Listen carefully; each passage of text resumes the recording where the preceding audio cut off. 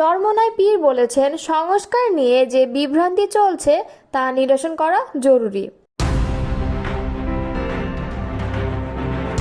নির্বাচন কমিশনের সঙ্গে গুরুত্বপূর্ণ বৈঠকে অংশ নিয়েছে জামায়াতে ইসলাম। প্রবাস থেকে শেখ হাসিনার দেশে ফিরে আসার সম্ভাবনা নেই বলে মন্তব্য করেছেন মোস্তফা জামান। খেলাফতে মজলিস জানিয়েছে তারা আগামী নির্বাচনে দেশের প্রতিটি আসনে প্রার্থী দেওয়ার প্রস্তুতি নিচ্ছে। এতক্ষণ শুনছিলেন সংবাদ শিরোনাম, এবারে বিস্তারিত। ইসলামী আন্দোলন বাংলাদেশের আমির ও চরমোনাই পীর মুফতি সৈয়দ মোহাম্মদ রেজাউল করিম বলেছেন, অভ্যুত্থানের প্রধান চাওয়া রাষ্ট্র সংস্কার নিয়ে রাজনৈতিক দলগুলোর সঙ্গে আলোচনার দ্বিতীয় পর্যায়ের সূচনা করতে জাতীয় ঐকমত্য কমিশন সোমবার যে বৈঠক আয়োজন করেছেন তা গুরুত্বপূর্ণ। ওই বৈঠকে সংস্কার কার্যক্রমের অগ্রগতি, সংস্কারের রোডম্যাপ এবং সংস্কারের কাজে জটিলতাগুলো কী এবং কিভাবে তা সমাধান করে এবং খোলামেলা আলোচনা করে অস্পষ্টতা দূর করতে হবে। রোববার গণমাধ্যমে পাঠানো এক বিবৃতিতে ইসলামী আন্দোলনের বাংলাদেশের আমির এসব কথা বলেন। তিনি বলেন, এই সরকার কেবলই নির্বাচন আয়োজনের জন্য অতীতের তত্ত্বাবধায়ক সরকারের মতো কোনো সরকার না, বরং হাজারো মানুষের রক্তের উপরে গঠিত একটি সরকার, যাদের প্রধান কাজ রাষ্ট্রের আমূল সংস্কারের মাধ্যমে দেশকে স্বৈরাচারের হাত থেকে সুরক্ষা দেয়া। সরকার গঠনের পর প্রায় 10 মাস হতে চলল। সংস্কার নিয়ে কাজ হয়েছে ঠিক, কিন্তু দৃশ্যমান, সুসংহত ও জোরালো কোনো সংস্কার চোখে পড়ছে না। রেজাউল করিম বলেন, দেশে নির্বাচন নিয়ে কথা উঠছে, অথচ নির্বাচন পদ্ধতি, সংসদীয় আসন সংখ্যা, সংসদের কক্ষ সংখ্যার মতো গুরুত্বপূর্ণ ও মৌলিক বিষয়ে কোনো ঐকমত্যে পৌঁছানো যায়নি। নির্বাচন কমিশন গঠিত হয়েছে আগের ধারায় ও আইনে। সব মিলিয়ে সংস্কারের মতো মৌলিক ও গুরুত্বপূর্ণ বিষয়ে এক ধরনের অস্পষ্টতা ও হতাশা তৈরি হয়েছে। আশা করব সোমবার বৈঠকে সংস্কার নিয়ে রোডম্যাপ ঘোষণা করা হবে। প্রধান নির্বাচন কমিশনার এম নাসির উদ্দিনের সঙ্গে বাংলাদেশ জামায়াতে ইসলামের প্রতিনিধি দলের বৈঠক শুরু হয়েছে। সোমবার দুপুর 12টার দিকে রাজধানীর আগারগাঁওয়ে নির্বাচন কমিশন ভবনে এই বৈঠক শুরু হয়। সোমবার দুপুরে নিজের ভেরিফাইড ফেসবুক প্রোফাইলে দেওয়া এক পোস্টে ইসির সঙ্গে জামায়াতের বৈঠকের বিষয়টি নিশ্চিত করেছেন দলটির আইনজীবী ব্যারিস্টার শিশির মনির। জামায়াতে ইসলামের 6 সদস্যের প্রতিনিধি টিমের নেতৃত্বে দিচ্ছেন দলটির সহকারী secretary general doctor Hamidur Rahman Azad.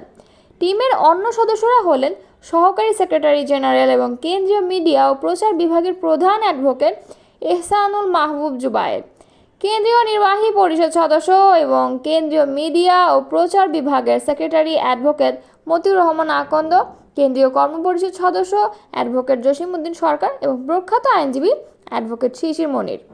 এর আগে রাজনৈতিক দল হিসেবে জামায়াতে ইসলামের বাতিল হওয়া নিবন্ধন ফিরিয়ে দিতে প্রয়োজনীয় পদক্ষেপ নিতে নির্বাচন কমিশনকে নির্দেশ দেন আপিল বিভাগ। রোববার প্রধান বিচারপতির নেতৃত্বে 4 বিচারপতির আপিল বেঞ্চে রায় ঘোষণা করেন। উল্লেখ্য, 2013 সালের 1 আগস্ট এক রিট আবেদন নিষ্পত্তি করে জামায়াতে ইসলামের নিবন্ধন বাতিল ও অবৈধ ঘোষণা করেন হাইকোর্ট। এরপর 2018 সালের 7 ডিসেম্বর জামায়াতে ইসলামের নিবন্ধন বাতিল করে প্রজ্ঞাপন জারি করে ইসি। পরবর্তী সময়ে হাইকোর্টের রায়ের বিরুদ্ধে আপিল করে দলটি। আপিলের শুনানিতে জামায়াতের মূল আইনজীবী উপস্থিত না থাকায় 2023 সালের নভেম্বরে তৎকালীন প্রধান বিচারপতি উবায়দুল হাসানের নেতৃত্বাধীন 6 বিচারপতির আপিল বিভাগ ডিসমিস ফর ডিফল্ট বলে আপিল খারিজের আদেশ দেন। স্বৈরাচারী শেখ হাসিনা রাগের বশে বিএনপি নেত্রী খালেদা জিয়া ও তারেক রহমানকে মামলা ও নিপীড়নের মাধ্যমে শেষ করে দিতে চেয়েছিলেন বলে অভিযোগ করেছেন ঢাকা মহানগর উত্তর বিএনপির সদস্য সচিব মোস্তফা জামান। তবে এখন পরিস্থিতি পাল্টে গেছে। স্বৈরাচারী শেখ হাসিনা নিজেই দেশ থেকে বিতাড়িত হয়েছেন, জীবন রক্ষায় পালিয়ে গেছেন, এমন মন্তব্য করেছেন তিনি। গতকাল রবিবার বনানী থানা যুবদলের উদ্যোগে শহীদ রাষ্ট্রপতি জিয়াউর রহমানের 44তম শাহাদাত বার্ষিকী উপলক্ষে আয়োজিত মিলাদ ও দোয়া মাহফিলে মোস্তফা জামান এসব কথা বলেন। তিনি বলেন, এই দেশের উন্নয়নের গতি থামাতেই শহীদ রাষ্ট্রপতি জিয়াউর রহমানকে হত্যা করা হয়েছিল। অল্প সময়ে বাংলাদেশকে উন্নত রাষ্ট্রের পথে নিয়ে যেতে তার ভূমিকা ছিল সবচেয়ে গুরুত্বপূর্ণ। শহীদ জিয়াউর রহমান জাতির সেই নায়ক যাকে শহীদের মর্যাদা দেওয়া হয়েছে। অন্য কোনো রাষ্ট্রনায়ক এমন সম্মান পাননি। আমি বিশ্বাস করি আল্লাহ তাকে প্রকৃত শহীদের মর্যাদা দেবেন। বিএনপি এই নেতা আরও বলেন, ম্যাডাম বেগম খালেদা জিয়া সব মামলায় খালাস পেয়েছেন। বিএনপির ভারপ্রাপ্ত চেয়ারম্যান তারুণের প্রতীক তারেক রহমানও মামলা থেকে খালাস পেয়েছেন। এতে প্রমাণ হয় শেখ হাসিনা সরকার রাগের বশে মিথ্যা মামলা দিয়ে জুলুম চালিয়েছেন। কিন্তু আল্লাহর বিচার হয়েছে। শেখ হাসিনা আজ দেশ থেকে বিতাড়িত। শুধু তিনিই নন, তার পরিবার, দলের নেতাকর্মীরাও দেশ ছেড়েছে। তাদের আর ফেরার সুযোগ নেই। তিনি বলেন, খুব শিগগিরই তারেক রহমান দেশে ফিরে এসে রাষ্ট্র পরিচালনার দায়িত্ব নেবেন। বিএনপি ক্ষমতায় এলে শেখ হাসিনা যেখানেই থাকুক না কেন তাকে আইনের মুখোমুখি করা হবে। আলোচনা সভা ও দোয়া মাহফিলে আর উপস্থিত ছিলেন ঢাকা মহানগর উত্তর বিএনপির যুগ্ম আহ্বায়ক মুস্তাফিজুর রহমান সেগুন, এস.এম. জাহাঙ্গীর সহ দলীয় নেতাকর্মীরা এবং বনানী থানা বিএনপি ও অঙ্গ সংগঠনের নেতারা। বাংলাদেশ খেলাফত মজলিস ৩০০ আসনের প্রার্থী তালিকা চূড়ান্ত করেছে। এই কথা জানিয়ে দলের মহাসচিব মাওলানা জালালউদ্দিন আহমদ বলেছেন, সুষ্ঠু ও ভয়মুক্ত নির্বাচন না হলে রাষ্ট্র ব্যর্থতার দিকে ধাবিত হবে। রোববার বাংলাদেশ খেলাফত মজলিসের কেন্দ্রীয় কার্যালয়ে মহাসচিবের সভাপতিত্বে এবং সাংগঠনিক বিভাগের দায়িত্বশীলদের উপস্থিতিতে এক গুরুত্বপূর্ণ বৈঠকে এ তথ্য জানানো হয়। সভায় আগামী জাতীয় সংসদ নির্বাচনকে কেন্দ্র করে রিকশা প্রতীকে নির্বাচন করতে আগ্রহী দল, সম্ভাব্য প্রার্থীদের সাংগঠনিক প্রস্তুতি, মাঠ পর্যায়ের কার্যক্রম ও জনপ্রিয়তা নিয়ে পর্যালোচনা করা হয়। সভায় সিদ্ধান্ত গৃহীত হয়, আগামী ২১ জুনের মধ্যে বাংলাদেশ খেলাফত মজলিস দেশের ৩০০টি আসনে দলীয় প্রার্থী তালিকা চূড়ান্ত করবে। একাধিক প্রার্থীর ক্ষেত্রে দলীয় মনোনয়ন পাবেন তারাই যারা জনপ্রিয়তা, সাংগঠনিক গ্রহণযোগ্যতা এবং ময়দানি তৎপরতায় এগিয়ে থাকবেন বলেও জানানো হয়। বৈঠকে দলের মহাসচিব মাওলানা জালালউদ্দিন আহমদ বলেন, প্রয়োজনীয় সংস্কার শেষে বর্তমান অন্তর্বর্তীকালীন সরকারের অধীনেই জাতীয় সংসদ নির্বাচন আয়োজন করতে হবে। সেই নির্বাচন কারচুপি, পেশিশক্তি ও কালো টাকার প্রভাবমুক্ত হতে হবে।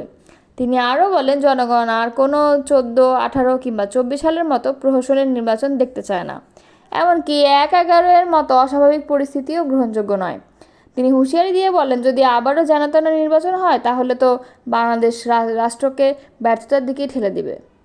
তিনি আশা প্রকাশ করেন, দেশপ্রেমিক সেনাবাহিনী সহ দেশের সকল আইন শৃঙ্খলা রক্ষাকারী বাহিনী একটি অবাধ, নিরপেক্ষ ও ভয়মুক্ত নির্বাচন আয়োজনে প্রয়োজনীয় নিরাপত্তা নিশ্চিত করবে।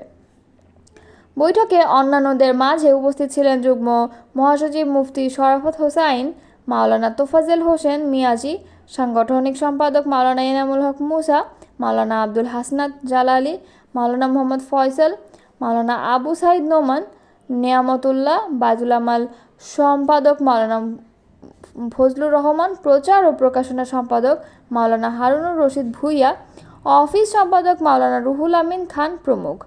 বাংলাদেশ খেলাফত মজলিসের মিডিয়া সমন্বয়ক হাসান জুনায়েদ রাতে গণমাধ্যমে এক বার্তা পাঠিয়ে এসব কথা জানান। পরে এই বিষয়ে জানতে চাইলে ইসি সচিব বলেন, আদালতের নির্দেশনা ইসিতে পৌঁছালে জামায়াতের নিবন্ধনের বিষয়ে সিদ্ধান্ত নেওয়া হবে। এদিকে আপিল বিভাগের রায়ে বলা হয় দলটির ক্ষেত্রে পেন্ডিং রেজিস্ট্রেশন ইস্যু এবং অন্য কোনো ইস্যু যদি থেকে থাকে তা সাংবিধানিক ম্যান্ডেট পুরোপুরি প্রয়োগ করে নিষ্পত্তি করতে নির্বাচন কমিশনকে নির্দেশ দেওয়া হলো। এর আগে গত 14 মে দলটির উপর করা আপিল ও লিভ টু আপিলের উপর শুনানি শেষে আপিল বিভাগের রায়ের জন্য 1 জুন তারিখ ধার্য করেন। সেই অনুযায়ী আজ সকাল 10টার পর রায় ঘোষণা করেন আদালত।